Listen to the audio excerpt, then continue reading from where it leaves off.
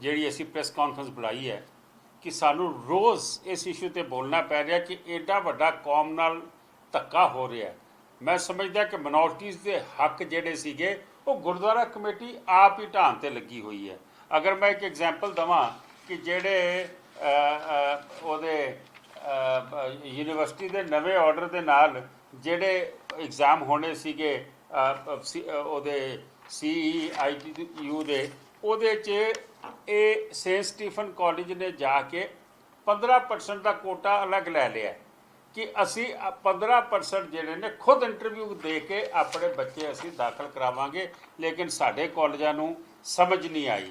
ਮੈਂ ਜਿਹੜੀ ਗੱਲ ਤੁਹਾਨੂੰ ਦੱਸਣਾ ਚਾਹ ਰਿਹਾ ਵਾਂ, ਸਾਨੂੰ ਮਿਨੋਰਟੀ ਇੰਸਟੀਟਿਊਸ਼ਨਸ ਨੇ ਸਾਡੇ, ਔਰ ਸਾਡੀ ਮਿਨੋਰਟੀ ਵੀ ਹੈ ਇੰਸਟੀਟਿਊਸ਼ਨ, ਰਿਲੀਜੀਅਸ ਮਿਨੋਰਟੀ ਵੀ ਹੈ, ਔਰ ਅਸੀਂ ਲਿੰਗੁਇਸਟਿਕ ਮੈਜੋਰਟੀ ਵੀ ਹਾਂ।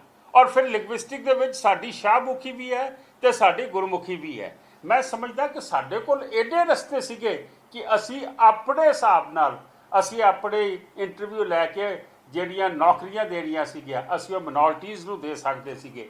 NCME ਇੰਸਟੀਚਿਊਟ ਆਰਟੀਕਲ 30 ਦੀ ਜਿਹੜੀ ਰਿਕੁਆਇਰਮੈਂਟ ਹੈਗੀ ਹੈ, ਅਸੀਂ ਉਹ ਰਿਕੁਆਇਰਮੈਂਟ ਰੂਲਸ ਨੂੰ ਐਸੇ ਤਰੀਕੇ ਨਾਲ ਡਰਾਫਟ ਕਰ ਸਕਦੇ ਸੀਗੇ ਕਿ ਉਹ ਸਾਡੇ ਹਿਸਾਬ ਦੇ ਨਾਲ ਉਹ ਸਾਰੀਆਂ ਭਰਤੀਆਂ ਹੋਣੀਆਂ ਸੀਗੀਆਂ।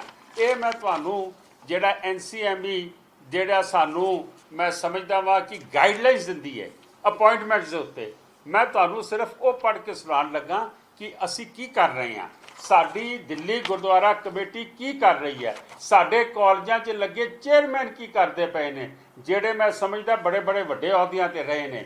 ਤੁਸੀਂ ਇਹ ਦੇਖੋਗੇ, ਇਹ ਲਿਖ ਰਿਹਾ ਬੜਾ ਸਾਫ਼, ਮੈਂ ਇਹਨੂੰ ਹੀ ਪੜ੍ਹ ਰਿਹਾ ਹਾਂ ਇਸ ਵੇਲੇ। ਦੀ state government or the university cannot regulate the method or procedure for appointment of teachers, lecturers, headmasters, principals of the minority education institution once the lecturer,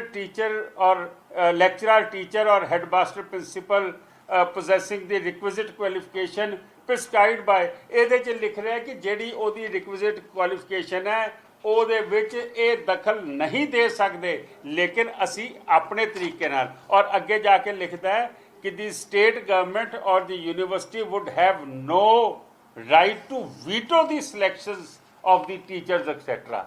ਜਿਹੜੇ ਟੀਚਰਸ ਨੇ ਉਹਨਾਂ ਦੀ ਅਪਾਇੰਟਮੈਂਟ ਦੇ ਵਿੱਚ, ਪ੍ਰਿੰਸੀਪਲ ਦੀ ਅਪਾਇੰਟਮੈਂਟ ਦੇ ਵਿੱਚ, ਨਾਨ ਟੀਚਿੰਗ ਸਟਾਫ ਦੀ appointment ਦੇ ਵਿੱਚ ਕਿਸੇ ਵੀ ਤਰੀਕੇ ਨਾਲ ਨਾ ਸਟੇਟ ਗਵਰਨਮੈਂਟ ਨਾ ਯੂਨੀਵਰਸਿਟੀ ਇੰਟਰਫੇਅਰ ਕਰ ਸਕਦੀ ਹੈ। ਗਾਈਡਲਾਈਨਸ ਨੇ NCME ਦੀਆਂ। ਅੱਗੇ ਲਿਖਦੀ ਹੈ ਦੀ state government or the university cannot apply rules regulation ordinance to the minority educational institution which would have effect on transferring control over the selection of staff from the institution. ਮਤਲਬ ਹਰੇਕ ਚੀਜ਼ ਨੂੰ clarity ਨਾਲ ਦੱਸਿਆ ਗਿਆ ਹੈ। ਇਸ ਨੂੰ ਵੀ ਆਰਟੀਕਲ 30 ਦੇ ਵਿੱਚ ਕਵਰ ਕਰ ਦਈਏ।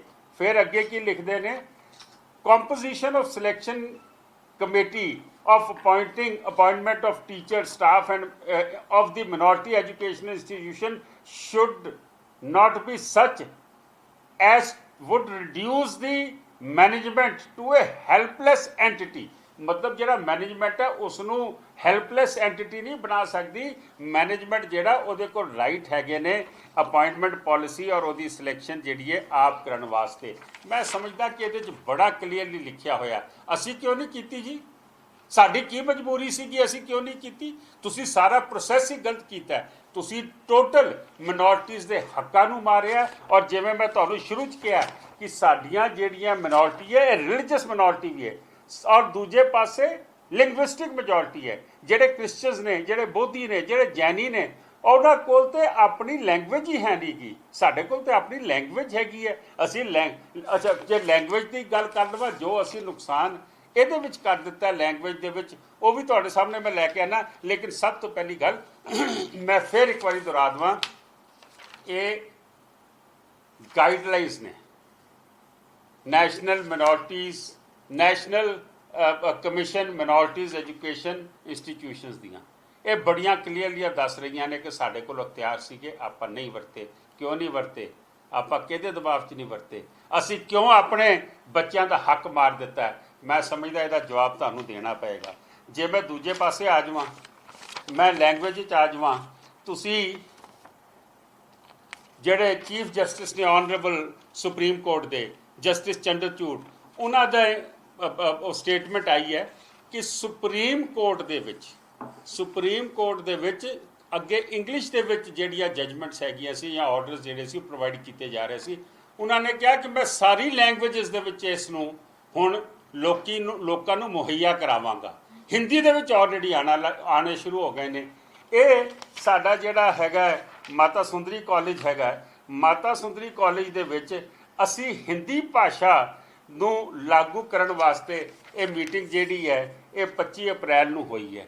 ਅਸੀਂ ਹਿੰਦੀ ਭਾਸ਼ਾ ਨੂੰ ਉੱਥੇ ਲਾਗੂ ਕਰਦੇ ਪਏ ਹਾਂ। ਮੈਨੂੰ ਸਮਝ ਨਹੀਂ ਆ ਰਹੀ ਕਿ ਸਾਡੇ ਕੋਲ ਮਿਨੋਰਟੀ ਸਟੇਟਸ ਹੈ, ਸਾਡੇ ਕੋਲ ਦਿੱਲੀ ਦੇ ਵਿੱਚ ਸੈਕੰਡ ਲੈਂਗੁਏਜ ਜਿਹੜੀ ਉਹ ਪੰਜਾਬੀ ਹੈਗੀ ਹੈ। ਸਾਡੇ ਕਾਲਜਾਂ ਦੇ ਵਿੱਚ ਅਸੀਂ ਆਪ ਹੀ ਆਪਣੀ ਪੰਜਾਬੀ ਖਤਮ ਕਰ ਰਹੇ ਹਾਂ। ਇੱਕ ਪਾਸੇ ਅਸੀਂ ਜ਼ੁਬਾਨ ਖਤਮ ਕਰ ਰਹੇ ਹਾਂ, ਇੱਕ ਪਾਸੇ ਅਸੀਂ ਟੀਚਰਾਂ ਦੀ ਭਰਤੀ ਦੇ ਵਿੱਚ ਅਸੀਂ ਮਿਨੋਰਟੀਜ਼ ਦਾ ਕੋਟਾ ਜਿਹੜਾ ਸਾਨੂੰ ਮਿਲਣਾ ਸੀ ਉਹ ਨਹੀਂ ਲਿਆ। ਦੂਜੇ ਪਾਸੇ ਜਿਹੜੀ ਬੱਚਿਆਂ ਦੀ ਐਡਮਿਸ਼ਨ ਹੋਣੀ ਸੀ, ਸਰਟੀਫਿਕੇਟ ਜਿਹੜੇ ਸੀ ਜਿਹੜਾ ਸਿਰਫ ਦਿੱਲੀ ਗੁਰਦੁਆਰਾ ਕਮੇਟੀ ਦੇ ਸਕਦੀ ਸੀ, ਤੁਸੀਂ ਦਿੱਲੀ ਗੁਰਦੁਆਰਾ ਕਮੇਟੀ ਤੋਂ ਖਿੱਚ ਕੇ ਤੁਸੀਂ ਗਲੀ ਗਲੀ ਅਫਸਰਾਂ ਨੂੰ ਦੇ ਦਿੱਤਾ, ਤੁਸੀਂ ਦੂਜਿਆਂ ਨੂੰ ਦੇ ਦਿੱਤਾ ਜਿਨ੍ਹਾਂ ਨੂੰ ਪਤਾ ਹੀ ਨਹੀਂ ਕਿ ਸਿੱਖ ਧਰਮ ਦੀ ਮਰਿਆਦਾ ਕੀ ਹੈ, ਸਿੱਖ ਧਰਮ ਦੇ ਅਸੂਲ ਕੀ ਨੇ, ਕਿਸ ਮਰਿਆਦਾ ਦੇ ਵਿੱਚ ਮਿਨੋਰਟੀ ਸਰਟੀਫਿਕੇਟ ਦਿੱਤਾ ਜਾਏਗਾ। ਮੈਂ ਸਮਝਦਾ ਕਿ ਸਾਰੇ ਫਰੰਟਸ ਦੇ ਉੱਤੇ ਦਿੱਲੀ ਸਿੱਖ ਗੁਰਦੁਆਰਾ ਪ੍ਰਬੰਧਕ ਕਮੇਟੀ, ਉਹਨਾਂ ਵੱਲੋਂ ਥਾਪੀਆਂ ਗਈਆਂ ਗਵਰਨਿੰਗ ਬਾਡੀਆਂ ਜਿਹੜੀਆਂ ਨੇ, ਕਾਲਜ ਦੇ ਜਿਹੜੇ ਮੈਨੇਜਮੈਂਟ ਹੈਗੇ ਨੇ, ਇਹਨਾਂ ਨੇ ਟੋਟਲ ਸਾਡੇ ਨਾਲ ਧਰੋਹ ਕੀਤਾ।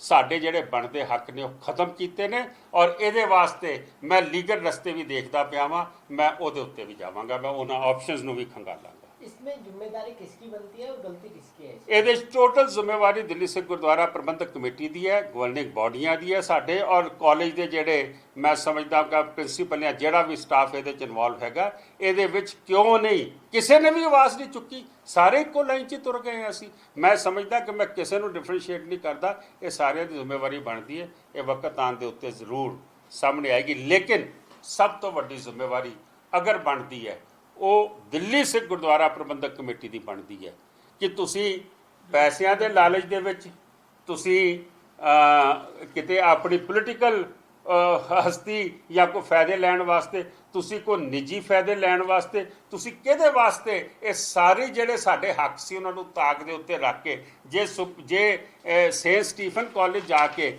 ਰਿਲੀਫ ਲੈ ਸਕਦਾ ਹਾਈ ਕੋਰਟ ਦੇ ਵਿੱਚੋਂ, ਔਰ ਅੱਜ ਮੈਨੂੰ ਪਤਾ ਲੱਗਾ JMC ਵੀ ਚਲੇ ਗਿਆ, ਜੀਸਸ ਮੇਰੀ ਕਾਲਜ ਵੀ ਚਲੇ ਗਿਆ, ਤੁਸੀਂ ਕਿਉਂ ਨਹੀਂ ਗਏ? ਤੁਸੀਂ ਕਿਉਂ ਆਪਣੇ ਹੱਕ ਛੱਡ ਦਿੱਤੇ? ਤੁਸੀਂ ਕਿਉਂ ਆਪਣੇ ਜਿਹੜੀ ਮਿਨੋਰਟੀ ਹੈ ਉਹਦੇ ਹੱਕ ਮਾਰੇ ਨੇ? ਇਹਦੇ ਜਵਾਬ ਤੁਹਾਨੂੰ ਦੇਣੇ ਪੈਣਗੇ। ਸਭ ਤੋਂ ਜ਼ਿਆਦਾ ਜ਼ਿੰਮੇਵਾਰੀ ਦਿੱਲੀ ਸਿੱਖ ਗੁਰਦੁਆਰਾ ਕਮੇਟੀ ਦੀ।